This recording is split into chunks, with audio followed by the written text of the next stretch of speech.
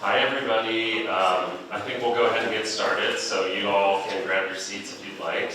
A lot of folks here know me, and they've heard me talk a lot this week, but my name is Josh Lapp. I am co-founder and principal of Designing Local. Our firm was hired by Los Alamos County to develop the historic preservation plan for the county, so hence why I'm here. I'm actually based out of Ohio, but we work all over the country, focusing primarily on historic preservation and arts and culture. We're so excited to be working here in Los Alamos, and there's so much energy and knowledge, and just, I think we all know how special of a community it is and how interesting it is. And I, unfortunately, have fallen into the Los Alamos trap of now being really interested and reading way too much about the community. So, and there's plenty of sources to read, so that's exciting. A lot of folks have asked us, what is the historic preservation plan? What is it going to be? Well, the answer to that is it's really about creating a vision for how the county should proceed with historic preservation. And that vision is really intended to be driven by the community members. So that's why we have been doing the engagement events that we've been doing. That's why we're having this lecture, both to help educate and to drive more interest in preservation in Los Alamos. So, the preservation plan will lay out goals and strategies and actions, and really give a guide for how the county can implement more historic preservation, and also create a better visitor experience when it comes to historic sites. And we'll be looking at assessing buildings that the county owns for merit in historic preservation. So while I can say what the preservation plan may look like, I can't really say yet what it's going to say, because that really depends on what we hear from the community. So we invite you to contribute both in kind of the boards that are out front, to have discussions one-on-one with myself or my team member Megan, who are both here. And you can feel free to reach out to us and talk with us more about your thoughts and ideas. And then we also have a website that has information about the planning process, but also has a link to our survey, which is sort of based on the information that's out there in the front. So it's pretty easy. You can go to losalamospreservation.com.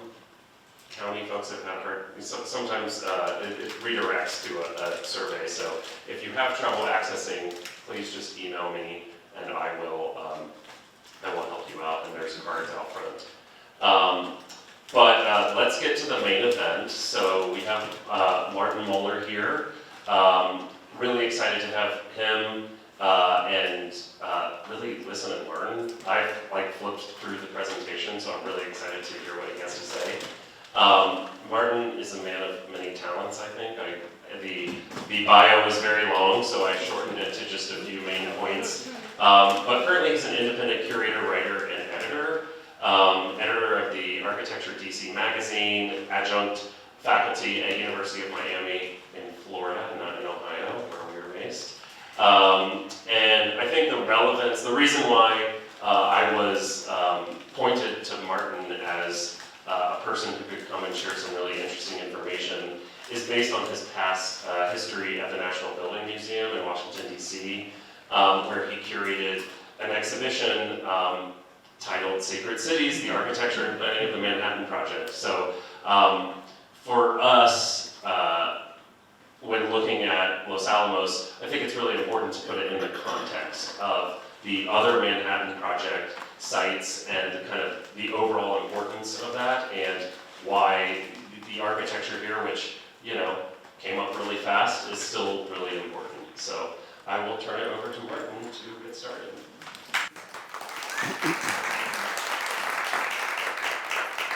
Thank you, Josh. Can everyone hear me reasonably well? Good. It's nice to be here, though I must confess, thanks to the altitude, I'm a little lightheaded, so if any of you have some extra red blood cells you can spare, send them my way. So as Josh mentioned, This talk grew out of an exhibition I curated about 8 or 9 years ago at the National Building Museum, which is one of the largest private museums in Washington, D.C. It's not part of the Smithsonian. It occupies a spectacular 19th century building that was actually originally built as headquarters of the Pension Bureau. You see here a photo of the Great Hall of the building, which is roughly the size of a football field and 159 feet tall at its highest point inside.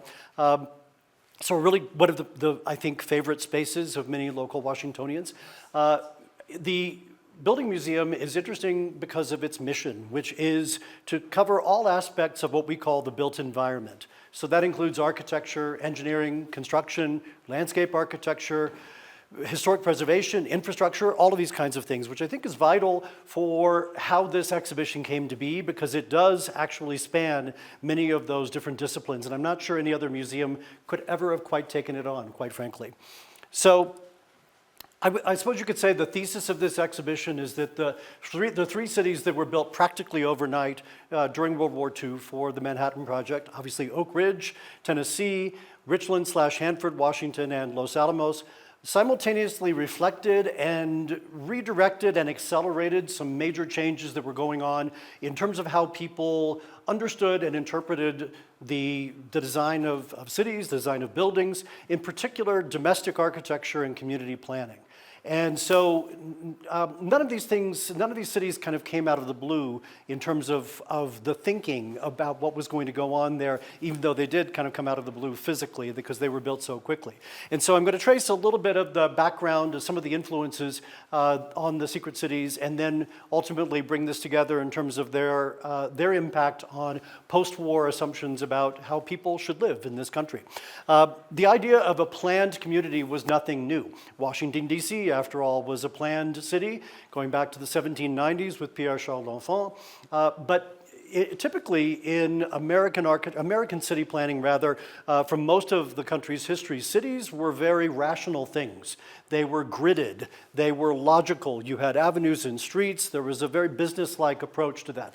Now, the Americans didn't invent that. The ancient Greeks had gridded cities, so there was nothing new about that. But it was very much, I would say, the quintessential American idea about how you create communities. So as cities were growing and becoming dirtier, frankly, with the Industrial Revolution, they were becoming more chaotic. There was a real movement in the mid-19th century to try to find ways to get people out of that scenario. And so that began the planned garden community movement. And the first, what's widely regarded as the first planned suburban community in the United States, Riverside, Illinois, that was brought to us by Calvert and Vaux. If those names sound familiar, they were the people who gave us New York's Central Park. But here you see a very kind of organic pastoral design. What you can't tell from this drawing is that the layout of those streets followed the topography of the site. Now, this was obviously meant to be a peripheral community. There was a train line there that ran into Chicago, about 10 miles to the east. So the expectation was that people living in this community would be walking once they got there. This was obviously well before the automobile. So that was kind of if you will, almost a platonic idea that was out there of this perfect little garden community that would be the home base where people would live, they'd raise their kids before going on into the city to do their work. And that movement continued to percolate a while. Later in the 19th century, we had in England a visionary planner named Sir Ebenezer Howard, who specifically developed what he called the Garden City. And here, a bit more of that rational idea coming through. As you can see, not a grid, but in this case, a very geometric notion of the central city with these satellite communities. Now, at this point, remember, the car is barely on the horizon at this point. So now we're beginning to think of ways in which people might be able to get between these cities and between these communities and the main city, and that perhaps those little communities on their own would be more comprehensive. They would include places to shop, et cetera, rather than just for places for people to sleep. And some of these were kind of executed in one way or another. Letchworth was a town that you see here at lower right that had this wonderful main plaza, a very orderly kind of town square, but with these much more organic communities for residential buildings outside of that. In our own country, back in the early 20th century, again, the idea of wartime housing for war workers, defense workers, that was also not new in World War II. And during World War I, as you can see from the date, really kind of at the end of World War I, America's involvement wasn't so drawn out for World War I. There was an effort on the part of the federal government to create good, efficient and affordable housing for defense workers. This idea coming into play that in order to do their jobs well, they needed to be well housed. That wasn't quite so clearly articulated at that point, but they knew they had a lot of people coming to these production centers and there weren't places for them to live. But here on the left, you'll see a diagram that probably reminds you a good bit of the freeform streets and neighborhoods that we saw in Riverside, but with clearly a great deal more architectural ambition. You can see here in the upper right a kind of a community center, which actually there is at lower left in the drawing on the left.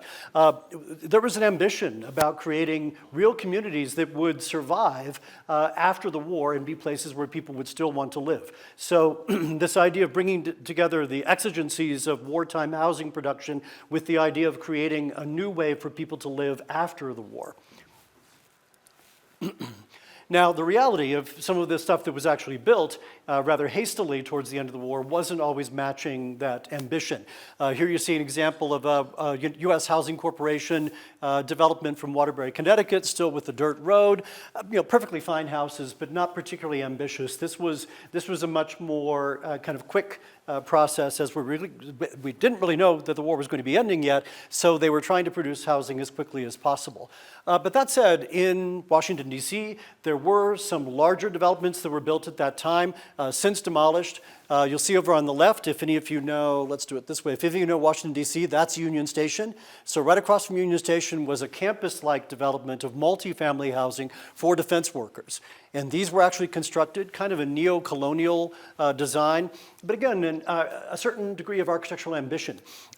Interestingly, you would expect that they would be thinking that would hang on, that having gone to all that trouble, but in fact they didn't make it. They were demolished after the war. But some other sites in D.C., if any of you know the National Bureau of Standards site, this is now what we jokingly call Embassy Acres in northwest Washington, D.C., off of Connecticut Avenue, and here at the Navy Yard. Those were not executed, but it shows you the fact that they were really thinking broadly about defense housing in particularly in D.C. as the center of government and military. Now, moving ahead until we're getting well into the automobile age, there was a rethinking of this a bit, recognizing that the automobile was part of this. And so in this plan for Radburn, New Jersey, Stein and Wright, two landscape architects and planners, came up with their own version of this, still kind of the fluid planning, but their key idea was to create a community that was walkable, even though people would need cars to move around within it and to move from there to the main city. So there was a real emphasis on creating kind of two layers of connectivity, one for cars and one for people. So it was quite common in this town, it is quite common in this town, to see these walking paths with roadways going over it. So this kind of hybrid idea about what form these new suburban communities might take in the automobile era. And during the New Deal, the 1930s of the continuing depression, famously the federal government did build a number of towns from scratch, in particularly the three green towns, one in Maryland, Greenbelt outside of DC, there was also one in Ohio, one in Wisconsin. And you can see some of the similar attitudes here, very rational and yet kind of organic radial pattern at the same time, but a real emphasis on shared communal space, a town center, et cetera. So very forward-looking in many respects, but still creating a walkable community that was the sort of place where people could gather and really feel a sense of identity that was distinct to that community and not just being part of the larger whole of Washington, D.C. Now, the dark side of this is that all three of these were sundown towns. If you don't know that term, that meant that if you were black, you could not be in the town after sundown, which obviously meant you couldn't live there either. So these towns actually institutionalized the segregationist policies that were just kind of assumed as being the norm at the time. So another thread that comes into the development of the secret cities was how to build for these new communities so quickly. And we talk a lot about prefabrication and some of the new technologies that were coming into play in the development of Oak Ridge, Richland, and Los Alamos. But again, this was nothing new. In fact, 3/4 of a century before that, here we have a plan for, it's a little hard to read here, but it's the Portable House Manufactory, which was proposing this series of buildings that could be put on a ship from England and taken all the way over to Australia and being erected in the outback. So that technology existed even at that time, kind of at the height of the Industrial Revolution. I'm sure many of you are familiar with the Sears house. This was a kit house that was very popular throughout the United States in the early 20th century. Sears was not the only company doing this. There were quite a few other companies as well. Aladdin Homes was a major one. And as you may know, you would get a catalog. You would go through, just find the design that you liked, in this case, the sunshine, and you would choose that design, put in an order, and all of the material would come to you pre-cut. This wasn't true prefabrication because you were still getting pieces. It was like getting a Lego kit. But all of the lumber was pre-cut to the right size. All of the pieces of equipment or pieces of building material you needed were there, but you would hire a contractor who would build the foundation and then build this after the whole collection of stuff arrived by truck or by train to your site. Now, as we got into the Depression era, there was a good deal more experimentation, some of which was around around the various World's Fairs that took place during the 1930s. This was a real concerted effort on the part of government and industry both to, first of all, to try to find a way out of the Depression, trying to do it through innovation, and also, frankly, to try to make people a little bit more optimistic towards the future. And so, although this didn't directly grow out of one of those, I think it was very much part of that ethos of the era. This was the American Moto home, not motor home. I never could figure out in all my research why it was called that because it's not meant to be moved around in this case.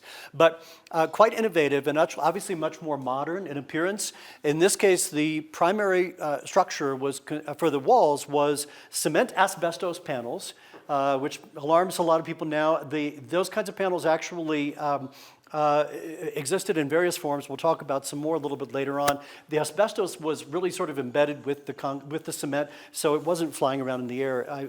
I've found no evidence of any significant health hazards from being around these panels. I don't think you'd want to go hacking into them with a saw without a mask on. But still, those panels were held in place with relatively heavy gauge steel.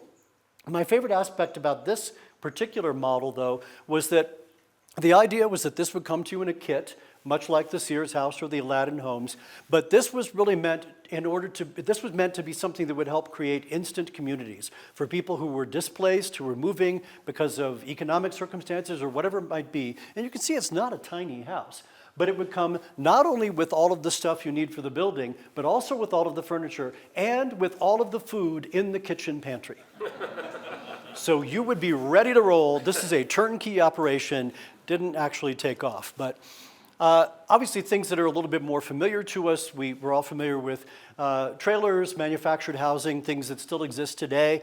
But the government was kind of at the forefront of some of that in the New Deal era as well. Again, they faced the challenge of housing workers. A lot of the New Deal programs, as I'm sure you know, involved bringing huge numbers of workers to places where they could be employed, to be engaged in a variety of things. Over 40,000 schools were built in the United States by New Deal agencies. Over 40,000. Over 3 billion trees were planted by New Deal agencies. And of course, famously, we had the TVA, the Tennessee Valley Authority, where they were harnessing the hydroelectric power of the Tennessee Valley, and these workers needed places to stay, so the government brought in these temporary, in this case, a double trailer. But even here, I think it's interesting that you can see that there's a little bit of architectural ambition. I mean, we tend to think of trailers as rudimentary things, and we'll see some examples of that a little bit later on, but really kind of a bay window there at the one end with an overhang to protect it from harsh sun. There was thought going into these things. So even in these rudimentary dwellings that were kind of disdained by other people, there was a level of design quality that should not be overlooked. And then famously, saw one coming in again tonight, the Quonset hut. Few people think about this, a very, very kind of, just serviceable building just to create space. But it was designed by an architect, a guy named Otto Brandenburger, who brought architectural skills to figuring out what is the ideal amount of space you can get for the least amount of material, how quickly can it be built, how can it be transported efficiently. And this was actually inspired by a pre-existing model that had been developed in Britain called the Nissen hut. A lot of people like to think Quonset hut, so named because it was first installed at Quonset Point, Rhode Island.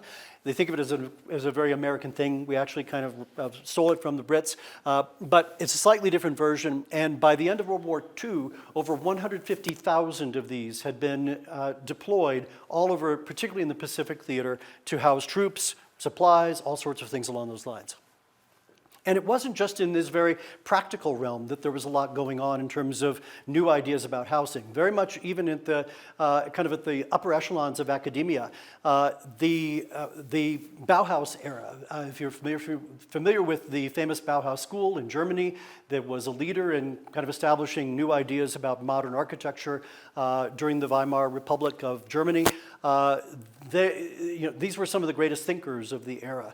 Walter Gropius, Ludwig Mies van der Rohe, and they had an opportunity to show their stuff at a series of housing displays. Siedlung is German for kind of a housing exposition.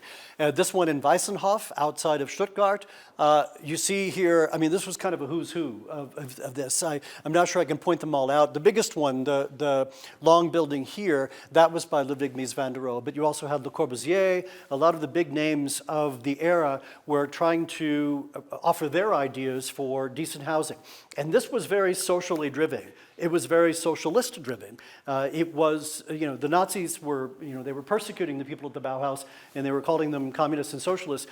That was not inaccurate. It was very much tied into the socialist movement of providing decent housing for people of all walks of life. And it wasn't elaborate. They weren't expecting that these were going to be lavish houses, but the idea is that it would be clean, serviceable, spacious, and adequate to support families of all different income levels. So also during that era, we had, again, back more on the practical side, kind of a new version of the kit house going, now a quarter of a century later or more. This is one that was called the Build Cost Gardened Home. I loved that term. And here, for $5, you could send off for a complete set of drawings that would tell you exactly what you need in order to build this house. And again, in this case, you would hire a contractor who would actually do it, but it was everything, the entire list of every item needed. You weren't actually getting the kit, but it was a variation on the theme for people who didn't want just to have the kit delivered. The key interesting thing about this, though, is that this design was prepared by two architects by the name of Louis Skidmore and Nathaniel Owings, who went by Nat. And they're going to figure very prominently into our story as we go a little bit further. Their firm, which eventually added a third partner named John Merrill, became Skidmore, Owings & Merrill, SOM for short. And they got their start, Skidmore and Owings did, in the 1933-1934 World's Fair in Chicago, where they were invited to do some of the pavilions there, some of the planning. And if you think about it, a World's Fair is kind of one of these instant cities. It's really doing a lot of different things at the same time, bringing different kinds of building types together, different kinds of people, different kinds of ways for people to move about. So I don't think it's an accident that this is where they got their start and how they ended up with doing what they will do, as we'll see in a moment. And they actually did pretty well throughout the 1930s in the midst of the Depression. By the end of the 30s, they had, depending upon which source you believe, between 60 and 90 employees, which for an architecture firm of that era, pretty good size.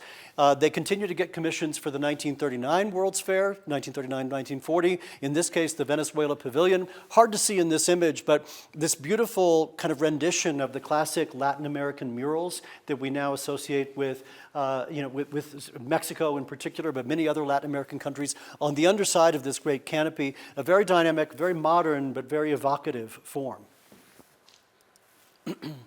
So at the same time, Skidmore, Owings, and then Merrill were doing some interesting work with a group called the John B. Pierce Foundation, which was a very forward-looking organization, a nonprofit that was dedicated to, again, in the Depression era, finding and helping to develop new ways of building, new technologies, very much with an idea towards improving people's lives. It wasn't just for the sake of it, this is a cool new thing, let's try it.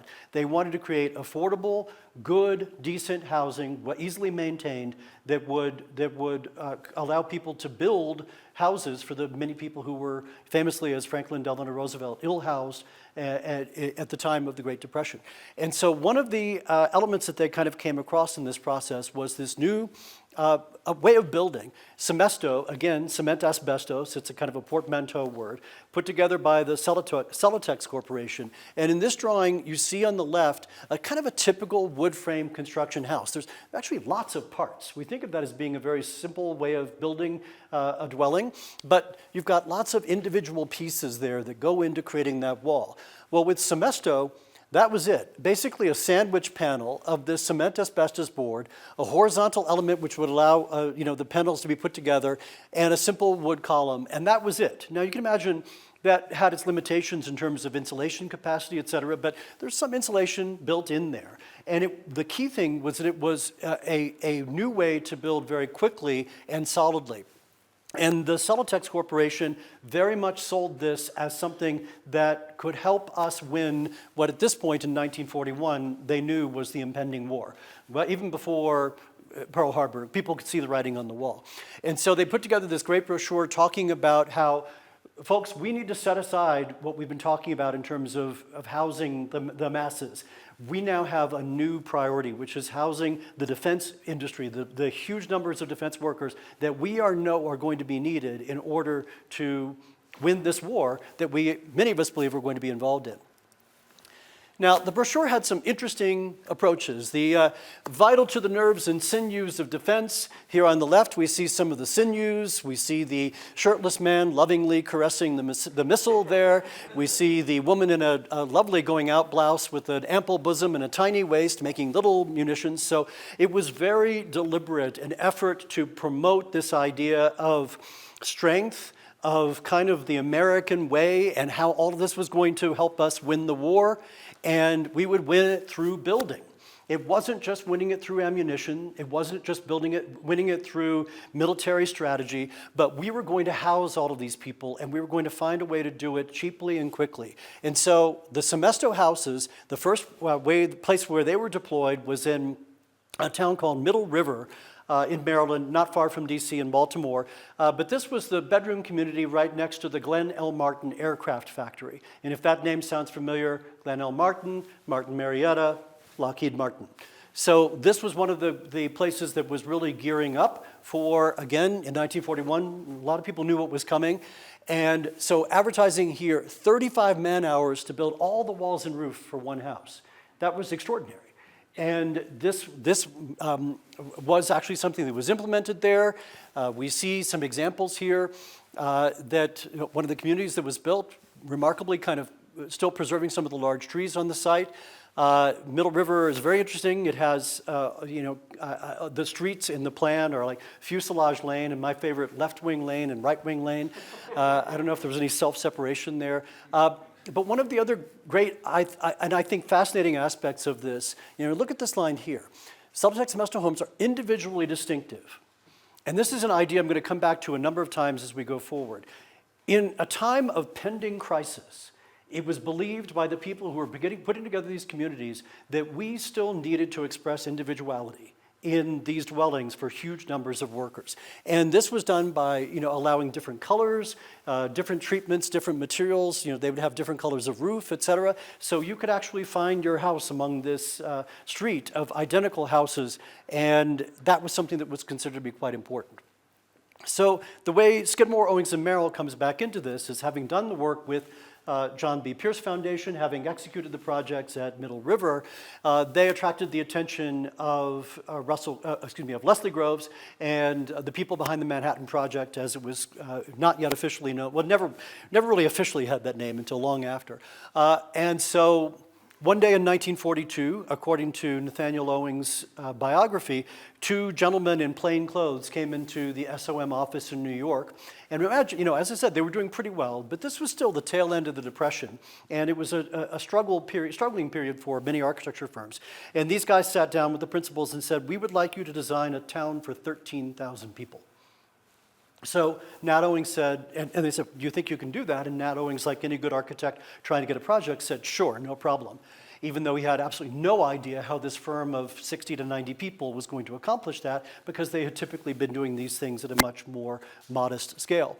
And so they were informed also by the two visitors in plain clothes that they would not be given any information about the site, including topographical drawings, its location, etc., and they were supposed to design the entire town. So Owings pointed out that that was quite simply impossible.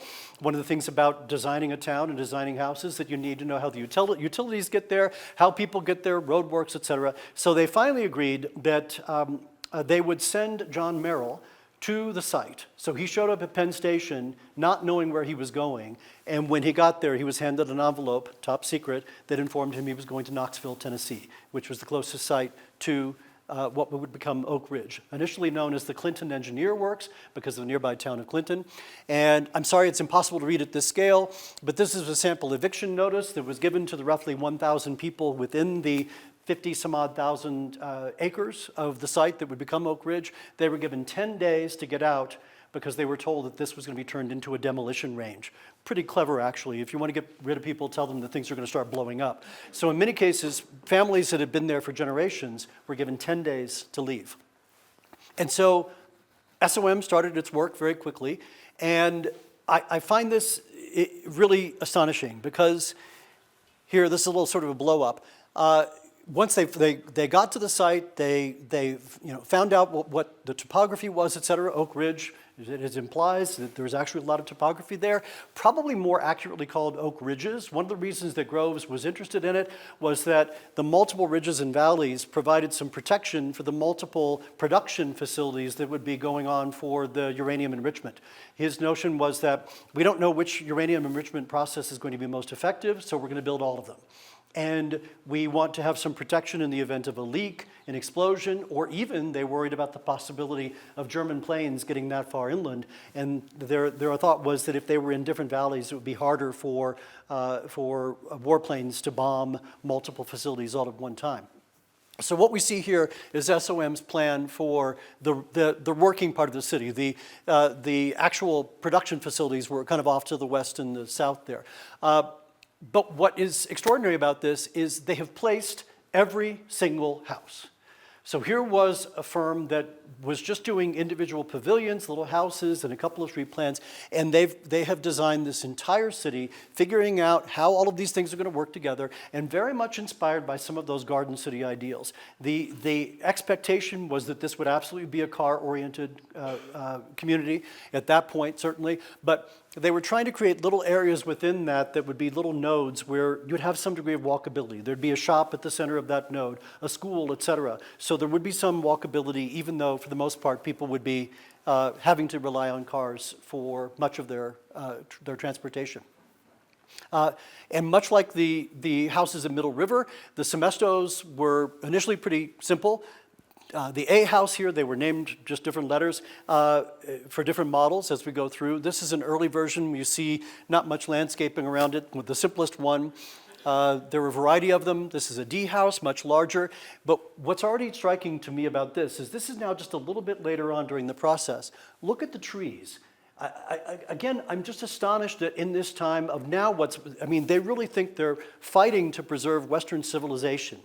And one of the key ideas, I think it's fascinating to me in seeing the sculpture out front, perhaps the oddest non-romantic couple of all time, Leslie Groves and Robert Oppenheimer, essentially agreeing ultimately on the idea that in order to bring the country's most eminent scientists and engineers here to give up their lives, often cushy positions in universities, et cetera, and get them to come here and do work effectively, we need to house them comfortably. It doesn't need to be lavish, but we need to have a sense of community.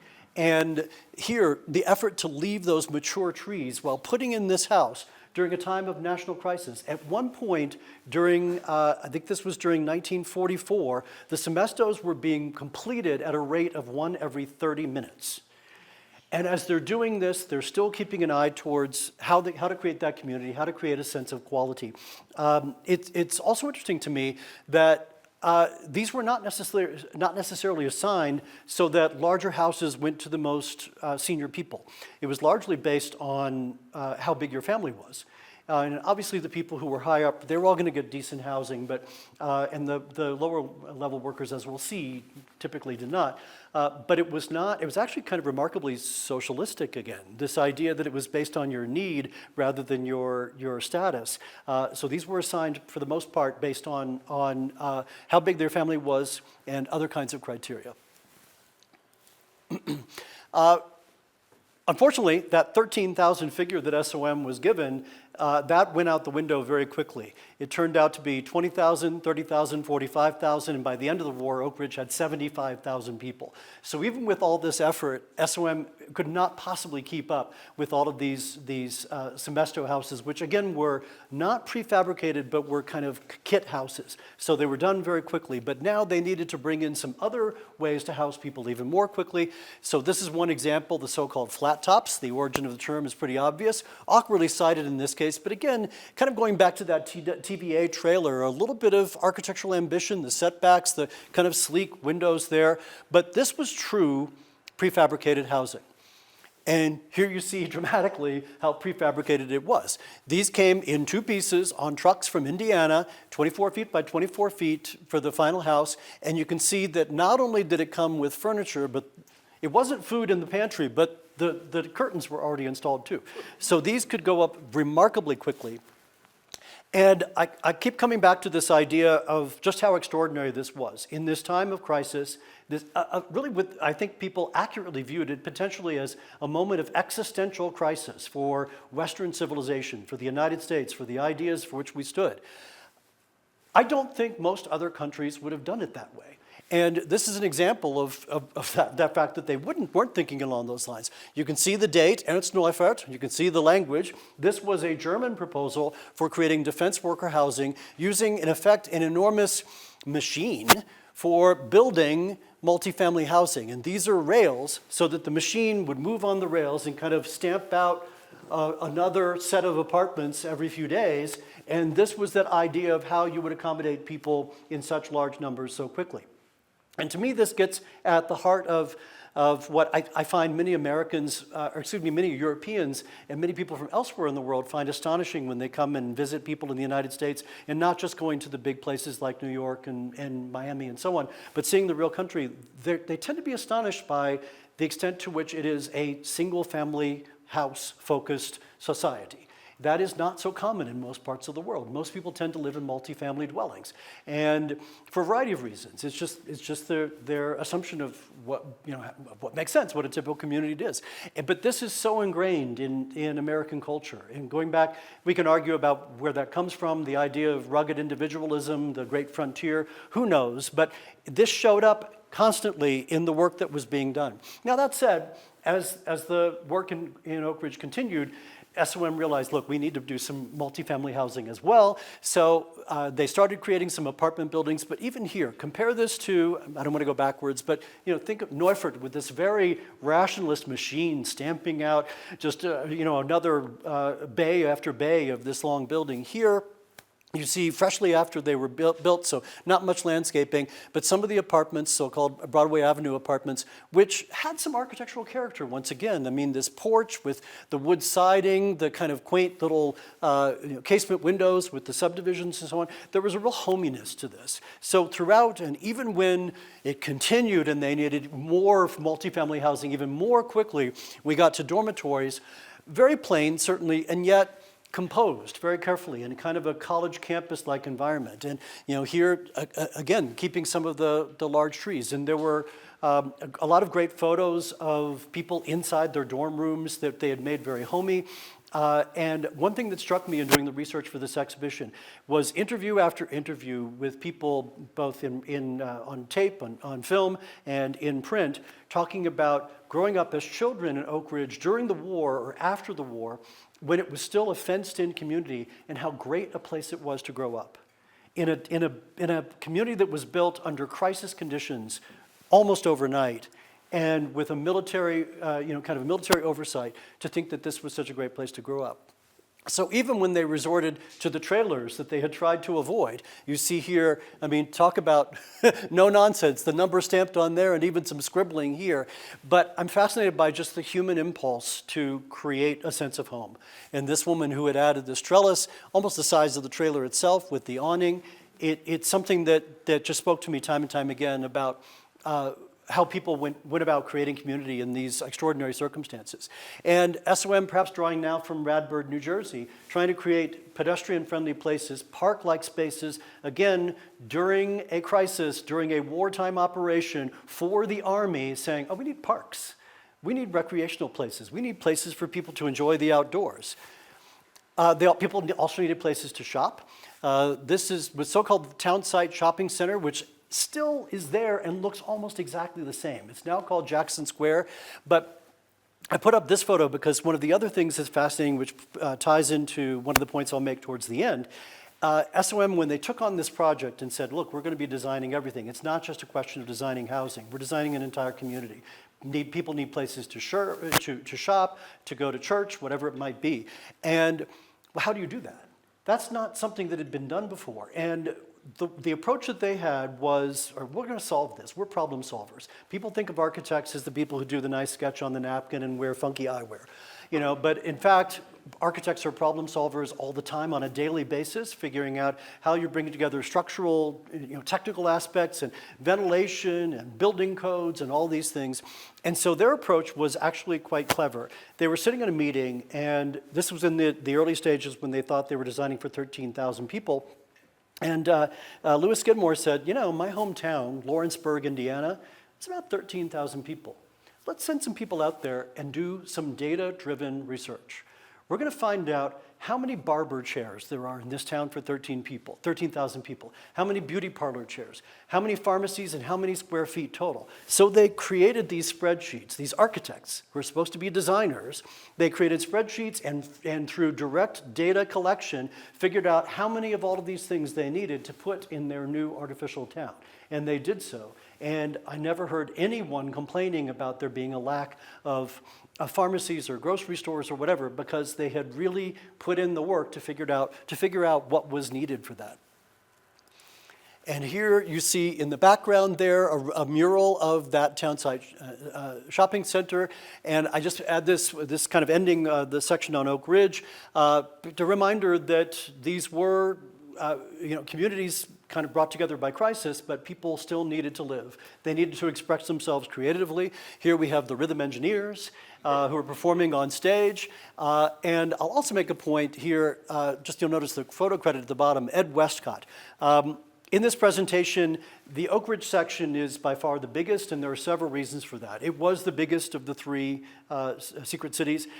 From the standpoint of my research and the thesis that I mentioned at the beginning, it was the most significant. It had the greatest impact. But also, they had Ed Westcott, a remarkably talented photographer who was given access to lots and lots of things. And so in Oak Ridge, there are thousands and thousands and thousands of photographs available, far fewer in Hanford/Richland and in Los Alamos. So Oak Ridge gets the lion's share of the coverage here. I'm also talking less about Los Alamos under the presumption that all of you are very familiar with it. But I did want to make that point as to why Oak Ridge gets more than its share. Unfortunately, all of these ideas about creating good communities, ideal communities, very forward-looking in many respects, the reality was that didn't apply to everybody. In that initial scheme, if you remember the plan that SOM had done for the whole linear city, the easternmost part was initially going to be the, quote, Negro village, end quote. And interestingly, the idea was that they would be occupying the same kinds of houses as all of the white people would be. They would still be in cemestos and the flat tops. So there was no difference in housing quality. It was it was going to be a separate but equal situation. But the reality is, as the population burgeoned, as they were designing and more people needed to be accommodated, all of that ended up being devoted to white people. And so the black residents of Oak Ridge were relegated to what came to be known as hutments. And there were huge communities, thousands of people living in these hutment communities. And what you see is what you get. That's it. That's plywood. That was your house. That was all it was. The people in these communities were segregated by sex, even if they were married. And they were subjected to much greater surveillance than people in the white communities were. And they were notoriously freezing in the winter and broiling in the summer. So despite the fact that SOM had initially tried to push the envelope a little bit, saying, all right, we're accommodating, this was the South during the 1940s. We realized we're going to have to do it as separate. We want it to be equal, but the reality was that was not achieved in Oak Ridge. So in Hanford/Richland, a very different landscape, but with certain similarities, that there were people there, in this case predominantly the indigenous tribes, the Wanapum people, whose name meant people of the river, or river people, with a very interesting indigenous architecture, these great long reed huts there. And one of the great ironies of Native American history, the Wanapum people had actually always enjoyed remarkably comfortable relationships, friendly relationships with the white settlers. And so they never signed a treaty with the United States. And so when the US came in and said, we're taking all your land and you can't use your sacred river for fishing anymore, they had no recourse. So they were summarily moved out. And what initially took their place was this extraordinary development, this was the prelude. This wasn't the end result. This is just what was needed in order to get everything else built. This was the construction camp where they were bringing the workers who would be building the facilities where they would be creating plutonium, as well as the residential communities in Richland, which was an existing town where the Army came in and just evicted everybody. It was a smaller town at that point. I don't know if any of you have ever been to the Hanford area. It's a very haunting landscape. It's beautiful, but it's creepy. And here, whereas the protection for this process in Oak Ridge was all of those ridges and valleys that would allow for protection in the event of an explosion or whatever, here it was sheer space. The entire area appropriated by the government in Hanford/Richland was, if I remember correctly, 670 square miles, which is more than half the size of Rhode Island. So the idea here was simply that you were just going to put a lot of space in between these things, and that was the level of protection. So for the workers, it was much more like a traditional military camp. These were builders, these were manual laborers who were coming to build everything else. But at its peak, this community housed 50,000 people, making it the fourth largest city in the state of Washington. But you can see here from this site diagram, Hanford, the stuff where all the work was going on was well isolated from Richland. Unlike in Oak Ridge, where they were pretty close together, this is where everybody lived, and that's where all the nasty stuff was happening. And to this day, if you visit Richland and you drive up, it's kind of a lot of nothing, and then you start to see these little buildings appear on the horizon, and then it's a really big nuclear reactor, and then you go and it disappears, and another one appears on the horizon.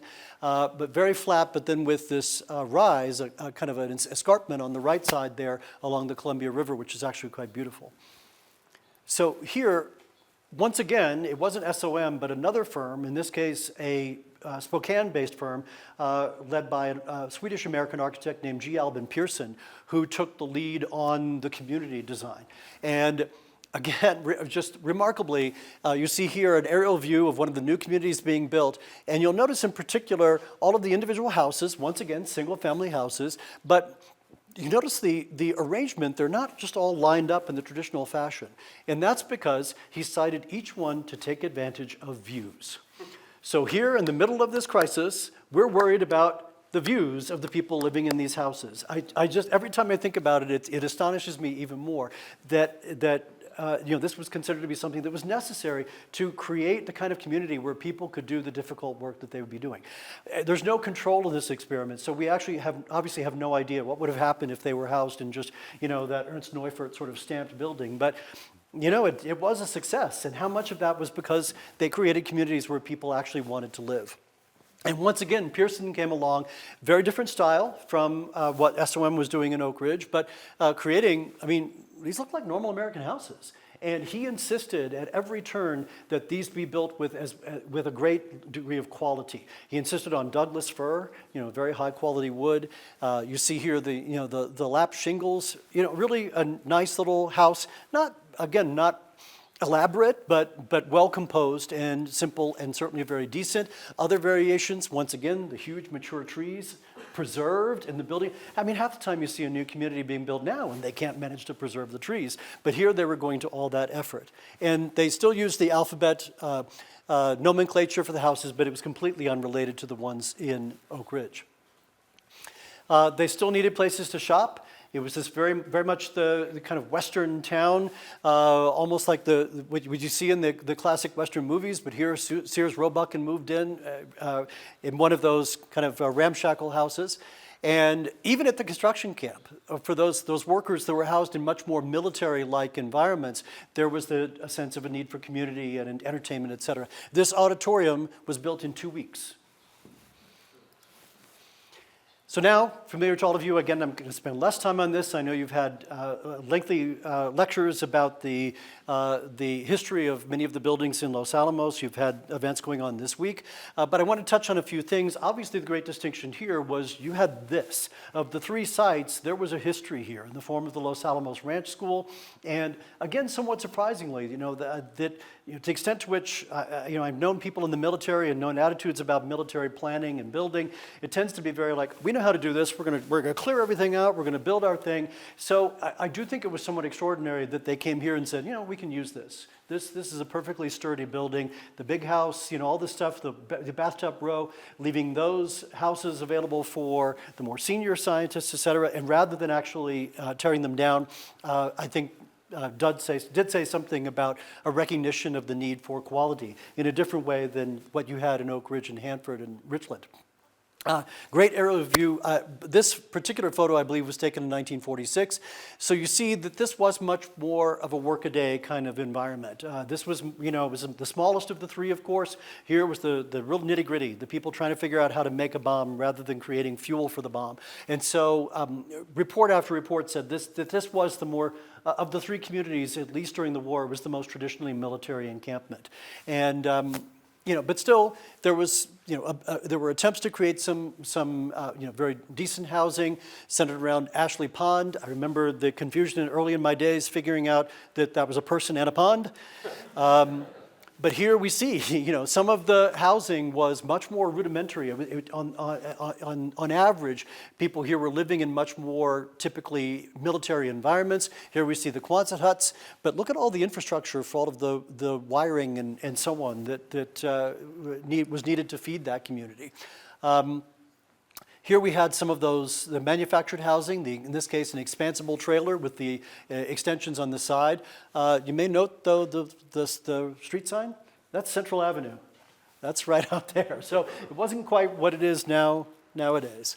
And again, they had some of the more truly prefabricated houses, like the flat types in Oak Ridge. In this case, they were known as the McKees. There was a collection of these that became known as McKeeville. But again, I go back to this notion that the people who took the time with this very rudimentary housing to put up the classic American white picket fence, that desire to create a sense of hominess and community was there all along. And in Oak Ridge, they had the Rhythm Engineers. Here you had the Keynotes at Theater Number 2, a multi-use space that was available for religious functions, for community performances, etc. So I remember very clearly when I came across this image during my research, because for me, this kind of congealed a lot of what was going on. This is from 1943. The war was raging. I mean, we'd had Midway, but there was still, no one knew how long this was going to last. And this was the Revere Copper Company with this notion that after total war can come total living. There's an opportunity here that through the technological progress we've made for the war, what we've learned about building communities quickly, efficiently and cheaply, that can influence how we conceive of our nation and of our communities after the war. And I have a quote I wanted to read here from an architect named Joseph Allen Stein. War housing can be an example of our war aims. The new housing can raise the morale of workers and be a constant reminder of the meaning and purpose of democracy. And that came up time and time again, the extent to which people involved in all of these design for these cities felt that they were creating a future for our country, not just something that was going to last for the duration of the war. So in fact, after the war, is where in many cases things kind of got even more interesting in terms of architecture and planning. I love the story from at least a couple of sources that on August 7th, 1945, a passenger train pulled into the Knoxville Central train station, and a porter came through one of the cars and said, "Ladies and gentlemen, welcome to Knoxville, gateway to Oak Ridge," a city that had not existed officially until the day before. But at that point, word was out. President Truman had announced this ferocious new weapon and explained to people what had been going on in all of these secret cities that, let's face it, people knew they were there. Tremendous amounts of material were coming into all these communities and nothing was coming out until it blew up. And so people knew something was going on, but they actually managed to keep their mouths shut by and large. But I do want to go back. So now under the auspices of the Atomic Energy Commission, SOM was still retained to continue to oversee the development of Oak Ridge and really turn it into a permanent community. At this point, there were already rumblings of the Cold War, and then with the Soviet H-bomb test coming the following year, all of these cities took on new importance. And so SOM went back to some of the original design ideas and really started to turn those, to massage those, and really create a more permanent community that would be expanding on the principles that they had explored early on. And now, when the situation was less critical and less immediate, they were able to explore some much more avant-garde design. These were some post-war housing examples in Oak Ridge, again, freshly after they were finished, not much landscaping here, but with the wood siding, and it's hard to tell here, but they're all sort of combined together. These are essentially row house type units in a way, but with shared, or rather terraces here, carports underneath, really kind of anticipating some of the California modern style that became the quintessential idea of the American good life in the 1950s and 60s. Here it was in 1948 in Oak Ridge. And at the same time, SOM was doing proposals for individual houses in Oak Ridge. In this case, another flat roof version, but very sleek, very modern, picking up on all the kind of modern tropes there, the long skinny windows, the interesting geometrical composition. In this case, with a pitched roof, much more woodsy sort of approach with a great open deck out in front, all of which I think we would expect to see coming up down the pike later on in Los Angeles in particular. At the same time, they were continuing to design other aspects of the community, including the high school. This was the original wing of the Oak Ridge High School, the one that was built after the war. There was one built during the war that was more rudimentary. And at this point, SOM was brought in to help design the curriculum of the school. So the architecture firm that used to be doing the cool pavilions and doing the little houses, and then was figuring out 0.00625 barber chairs per person or whatever it was, literally doing it to that kind of calculation, they're now designing the academic curriculum for the school system. So that idea of the architect's work continued to expand. And also in Hanford, Richland, and even Los Alamos, after the war, there were new opportunities there to kind of rethink housing. And so some of you may be familiar with the Western area, where this was W.C. Kruger and Company, the equivalent company to SOM in Oak Ridge and Albin Pearson in Hanford/Richland. W.C. Kruger went on to design, among other buildings, the New Mexico State Capitol. But during the war and slightly after the war, they were doing a number of proposals for housing and other buildings, and really in this case trying to develop a kind of a neo-vernacular style, picking up on the Pueblo style. So something that was clearly very modern, very efficient, and something that could be built very quickly, but something that picked up on the local culture. And again, preserving those huge trees, now that they were, maybe less surprising now, post-war. And as for the influence of all of this, it's not speculation. It is interesting that the kind of revolution of prefabrication never really took off. That's a whole other lecture. I have my theories on why that was not the case. But there was a direct impact of some of the procedures and ways of going about designing and building from the secret cities that really struck a chord. Engineering News Record, a very prestigious magazine, very widely read, they had an entire feature on Oak Ridge's schools after the war. Other magazines were going crazy. Throughout the architecture profession, people were astonished at what happened during the war, and they couldn't believe the quality. You see time after time the critics going back and saying, this is an outstanding project. How did they do this under these circumstances? And what can we learn from all of this? And so William Levitt, the famous developer of the various Levitt towns, this one in New York, he was not prepared to go into full prefabrication, but he directly learned from the kind of phasing strategies that SOM employed to develop and turn out those houses in the Semesto neighborhood so quickly. If you remember, one every 30 minutes. And that's how he was able to build his now much critiqued cookie cutter suburbs using that similar kind of level of efficiency of building and bringing in one trade, working on 5 houses, they move on to the next 5, the next trade comes in, works on that, they keep moving on, almost a virtual assembly line, but where the product doesn't move, the people do. It also directly influenced the design of some of the idealized communities, the model communities that were very popular in the 60s and 70s. Reston, Virginia, outside of Washington, D.C., a famous one. The developer here also specifically referenced Oak Ridge and Richland in terms of their nodular planning, creating these communities that were self-sufficient but were still tied into the larger metropolitan area. So that had a significant impact as well. But in particular, I think one of the most fascinating things to come out of this was nothing less than a revolution in how we think of architectural practice, engineering practice, what all of these design-related trades involve. As I mentioned, SOM going into the war had between 60 and 90 people. By the end of the war, the firm had 650 employees in one office. And I wasn't able to determine how many were in the other offices, but this was a huge mega firm which never existed before. And this was now a firm that was prepared to do architecture, engineering, landscape architecture, all these kinds of things under one roof. Many of the most famous buildings that SOM has gone on to do were as famous for their engineering as for their architecture. In this case, one of the famous buildings, Lever House in New York. It's easy now to look at this and say, what's the big deal? A zillion of these got built. Well, by 1952, this was still revolutionary. And they were taking all the things they'd learned in the design and building of these communities and applying it now to a specific building, which I still think is quite beautiful in its elegant minimalism. The vertical tower and then the slab, the base here with the courtyard cut out from it, it really is still something that stands out from the masses of all of the similar curtain wall buildings in the country.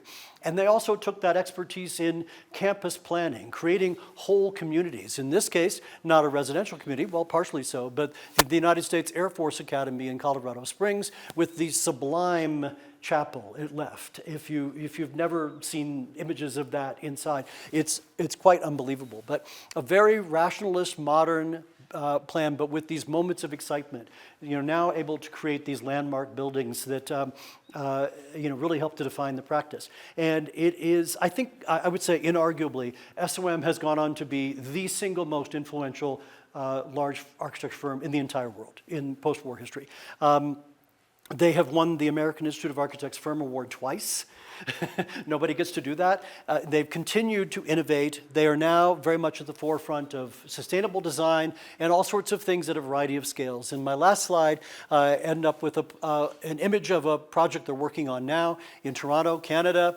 This is a redo of an existing airfield, an airport that's now abandoned. And they're proposing, now again going back to at a much larger scale, Toronto of course is a very dense city, you've got skyscrapers in there as well, but their language about this project to me evokes the language they used when talking about Oak Ridge 75, whatever it was, 75, 80 years ago, in talking about building community, not just creating houses, not just creating streets and figuring out where everything needs to go to get water to buildings and so on, but creating a community. And that now, I think, is a fair assessment of what architects are all striving to achieve on a daily basis. Thank you very much.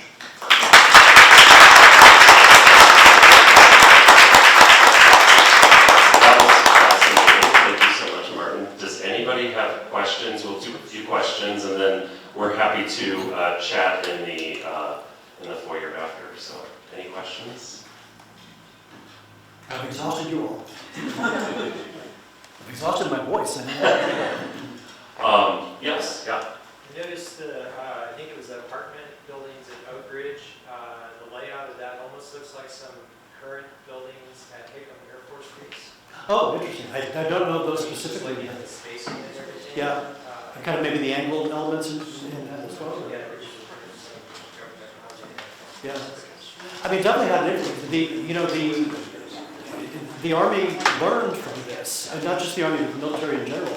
And, still, I think it's fair to say that a typical military barrack is not exactly the Ritz-Carlton, but, they learned from the need to provide adequate space, adequate facilities. All of that definitely showed up in the fascinating report that of General Groves, now it can be told, and all of the documentations, thousands of pages going through everything that was learned. They talked a lot about the architecture and engineering and planning as well as about building them up. And that was codified definitely as something that we learned from stuff. We should not forget this. This should work its way into future projects that we create. Yes? I was wondering if you could speak to what changed in the last 8 years in terms of individuality, quality, buildings, community, to what we see in a lot of modern American construction with raise the ground, build the same house, 3 floor plans. Yeah. And that's it. What changed? Not to put too fine a point on it, developers. Okay. The scale of development and the scale of money, the whole financing structure around development. I often talk to people. I find myself, not by design, but I've often been in a position of kind of defending modernism from in a situation where I might be on a panel discussion and people were talking, I miss the old buildings, and said, okay, there are a lot of things going on here, but one of the things that you'll often talk about indirectly is the texture of a city or community that often involved a lot of smaller pieces. That is now almost impossible to conceive in any new development project because everything needs to be done at scale. The developers make more money the bigger the scale. And so you take a city, you tear down 10 buildings and you put up 1. You take another community, you tear down 20 buildings and you put up 1. So the buildings are larger. Some skilled architects have ways of kind of breaking up the apparent scale of that. And there really are some great buildings that have been done under those circumstances. But developers are now driving a focus on profit in a way that was just not the same. It simply wasn't 3/4 of a century ago. And for that matter, even in terms of Lever House, that was very much, along with some of the other projects of that era, that was a corporation saying, we want a building that is part of our corporate identity. We want people to look at this and to say, this speaks to the... I loved, and I can't remember the last time I walked through there, but in this very sleek skyscraper, on the second floor where they have some of their offices, someone had set up on a corner office a display of just on the shelf or on the sill all of the Lever Brothers products. I mean, it was very much tied into corporate culture. And now a lot of that is there's still some of that. Apple's headquarters, the great Ring, Google, it's now kind of in the tech realm where they're spending unbelievable amounts of money to have these very corporate identified things. But more typically, you're finding developers doing speculative office buildings and people will move in and there's not much unique character of that. They're building for profit in a way that was simply not the case before. And that profit can be maximized now in the digital era with people who can calculate, so, no, you do this, you don't spend an additional dollar you need to do here, it won't bring you any return. And I think that's, in a nutshell, that's the primary change. And that's what I think it's the reason why a lot of people are dissatisfied with newer communities. Any other questions? Oh, we got a question here. Yeah, go for it. Throw another one out. What's the relationship between the layout of the secret cities and what you outlined here and the development of the retirement communities that started, in about the 1950s, the Sun Cities with Del Webb, Right. for example. That's a planned community. Yeah. Different goal, but... I can't say, I haven't thought about that explicitly, but I'm sure there's been some influence. Because, again, a lot of that, thinking of my late in-laws retirement community, which was very, we used to joke about it in a way that the closer you got to your end days, the closer you got to the middle, and the buildings were always in, because it was sort of a, it wasn't so perfect a geometrical form, but you had still single-family houses or duplexes where there was independent living. Then you needed a little bit more help, and you moved into some multifamily, and then you ultimately got into assisted care, and that was right in the center. And so there was very much a thoughtful planning to that, and I would think that most of those have learned. In particular with retirement communities, obviously there's going to be a concern about mobility. It's a thing that to me is one of the ironies of a lot of American development. If you talk to people, many Americans, about where do you like to vacation? Oh, we love Europe. We go to Europe. Or we go to Disney. Where are they going? They're going to places that are walkable. They're going to places that have density. And then they come back and they say, well, no, here we live in our little suburban. And, I grew up in a suburban house. There's nothing wrong with that. But it's funny to me that I think a lot of people would like a kind of community that they're not really asking for. They're just kind of taking what comes to them. And so you can imagine how advantageous it might be in a retirement community to have places and designs that actually encourage people to get out and walk. Having lived in Italy a couple of times, I'm astonished to see the little nonnas, the 98,000 years old, who are climbing 2,000-year-old steps and going down, and they do it every single day, and maybe that's why they're 98,000 years old. So, I think that there's some irony in how the assumptions we make about our communities versus what we might actually want. There was one other consideration, because I went to the Sun City Museum, which was one of the original houses, the showcase houses, and they had built it for what you could afford with your new Social Security payment, right? Because that was new too. Right, yeah. And $800 or whatever, you could now buy this house, about 800 square feet, and then it was a walking community. Yeah. They envisioned no cars, just park your car in the central area and then walk everywhere. But that was another stipulation, was you could afford to live there on your Social Security payment. Yeah. So, And again, I'm sure I'm not telling you anything you don't know, that the price of housing has just gone crazy. And you can have my theories on that, and friends who are political economists who have their theories. It's a real challenge. And it's, there are a variety of factors there. Finance expectations is also part of it. Not to get too far afield, but not long ago, I came across on YouTube a series of home movies that had now been digitized. They were by the actor Roddy McDowall, if you remember him. And he would have these incredible parties at his Malibu beachfront house where everybody, Lauren Bacall, Elizabeth Taylor, everybody, all those big names. And then you see in the background the house, which frankly looks kind of like some of those things you see in these modest communities in Oak Ridge or Richland. It was not elaborate. And now there's this expectation, if you've seen Beyonce's house, it's like a museum. I mean, it's 100,000 square feet. So that's obviously an extreme of celebrities and so on, but I think also just among the general public, there are now different expectations about how big your house needs to be, all these kinds of things that have just changed. I mean, I know when my parents were growing up, the idea of a 1,000 square foot house would have been generous. And now that's, hard to imagine for most Americans. great, thank you. Sure. I think we have time for one more question, if there's any others. Okay, well, that's great. Let's go mingle in the back. So thank you all. And